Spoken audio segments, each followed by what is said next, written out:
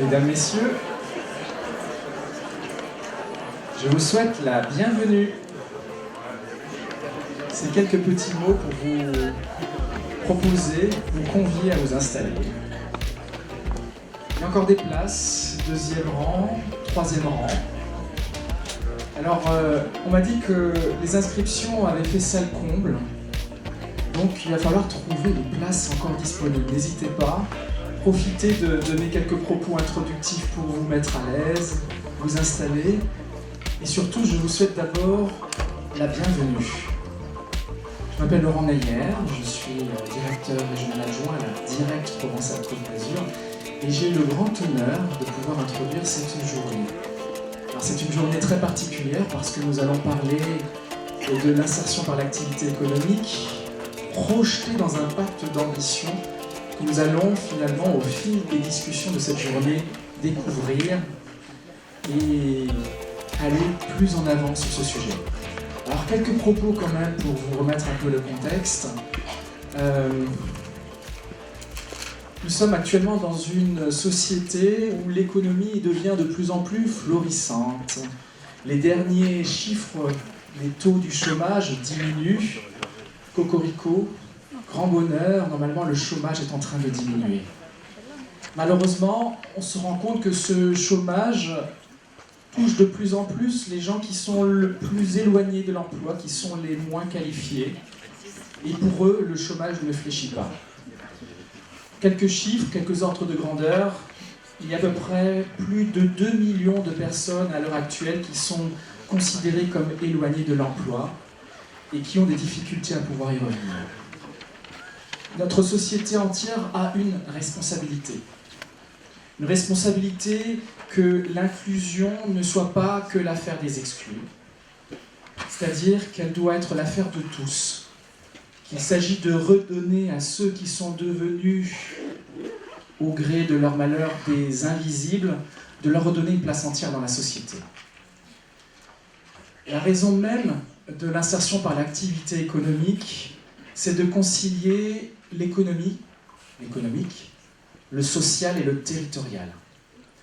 L'insertion par l'activité économique est d'ailleurs un des piliers des politiques actuelles, celle de la croissance inclusive et également un des piliers de la stratégie de prévention et de lutte contre la pauvreté.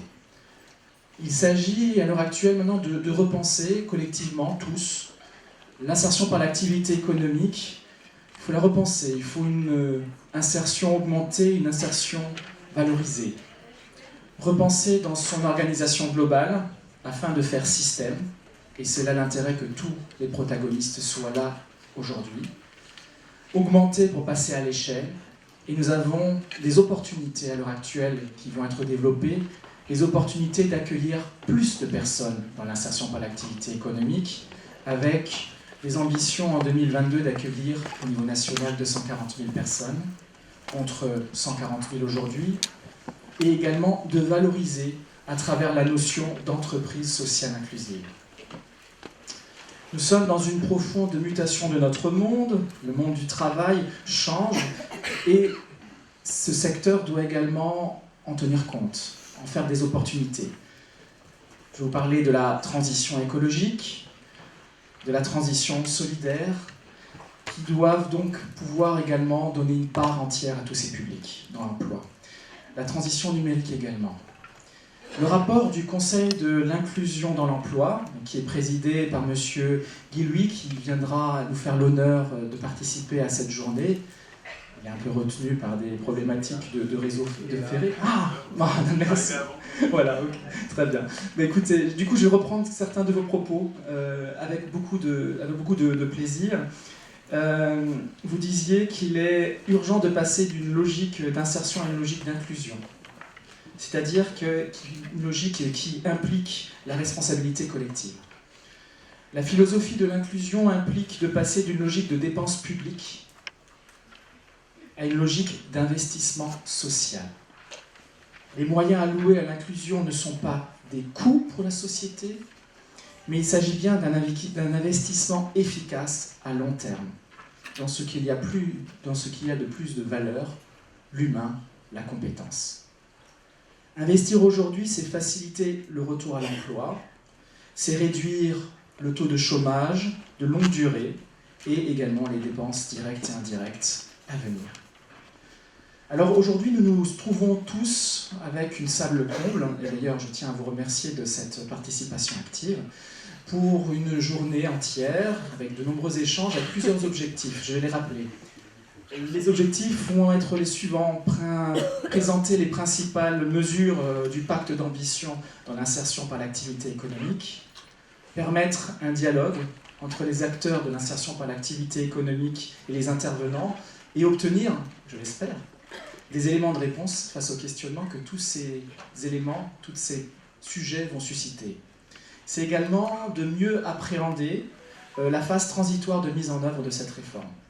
Car comme dans tout changement, il y a une phase transitoire, et c'est à nous d'être les acteurs de cette phase transitoire et de prendre au rebond les opportunités que nous nous créons finalement, et de pouvoir les transformer sur le terrain. Alors moi j'ai un vœu à vous faire pour cette journée-là, un vœu pour que cette journée finalement ait un peu plus de piquant. J'aurais bien voulu que collectivement nous puissions répondre à un certain nombre de questions, que nous puissions nous poser ces questions collectivement et apporter des éléments de cette réflexion-là.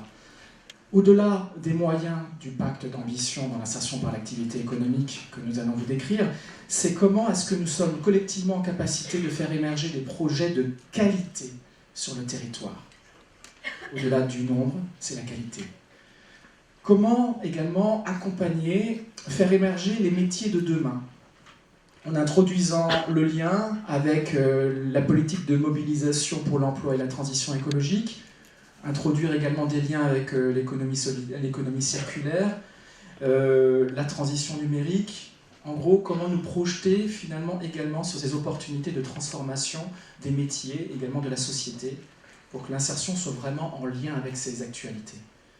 Comment faire également que nous ayons des porteurs de projets sur tout le territoire. Comment faire effectivement que nous n'ayons pas des trous dans la raquette au niveau du territoire et que nous puissions offrir ce service, cette inclusion, finalement à toutes les personnes sur tout le territoire, de Provence à la Côte d'Azur, puisque c'est notre région, mais de manière générale également dans tous les territoires. Et puis enfin, c'est faire un lien également, du renforcer le lien entre les structures de l'insertion par l'activité économique et les entreprises que j'appellerais plus traditionnelles, l'économie plus traditionnelle. Comment faire finalement pour que les sortants de l'insertion par l'activité économique puissent presque systématiquement avoir une place dans l'entreprise classique, et que finalement nous fassions également un lien avec les entreprises inclusives qui sont en train de se développer sur les territoires, avec cette responsabilité sociétale que les entreprises et que l'économie commencent effectivement à prendre à bras le corps, et donc à un moment donné nous ayons ce continuum entre ce que vous faites et finalement à un moment donné, hop, permettre de rejoindre entre guillemets l'économie un peu plus classique. Voilà, ces vœux-là qui j'espère vont pouvoir vous accompagner pendant cette journée-là. Première chose, c'est déjà un grand remerciement à l'organisation, mais je le ferai encore en clôture, mais surtout à vous, parce que cette journée, c'est la nôtre, c'est la vôtre, et c'est donc la qualité de cette journée, elle dépendra de toute la liberté d'expression que vous aurez. Donc, c'est vraiment l'occasion pour vous de vous lâcher. Nous allons avoir des intervenants de qualité, donc n'hésitez pas, et faisons-nous plaisir pour construire l'avenir de demain de l'insertion par l'activité économique. Merci.